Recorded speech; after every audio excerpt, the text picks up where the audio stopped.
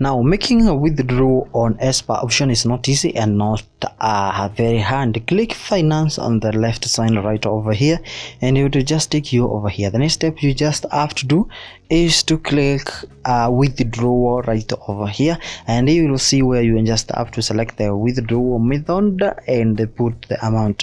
Now, how much can you withdraw? For minimum, you can just withdraw that is $10 Kenya shillings. That is the minimum that you can just withdraw. That is about 100. That is about 1,190 or 1,200 Kenya shillings, maybe around there. Okay.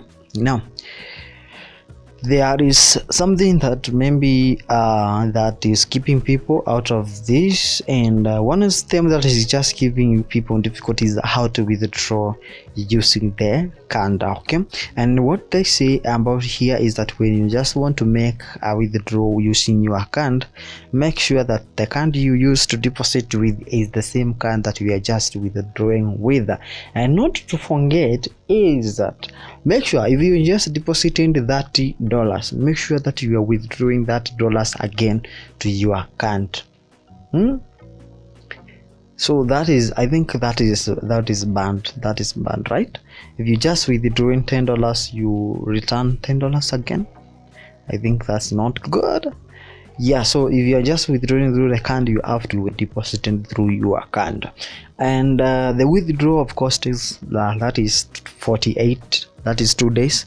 48 hours, that is 2 days of the working days. That's what they say, because Saturdays and Sundays the holidays are not counted in. And yes, so that is all about withdrawing on the FXPesa option. And maybe if there are some few verification, yes, you can just go through out there, then you can just do them to finish that. Yeah, so make sure that you go through that and then you just get verified. Make sure the account is verified out of that before even you just do that.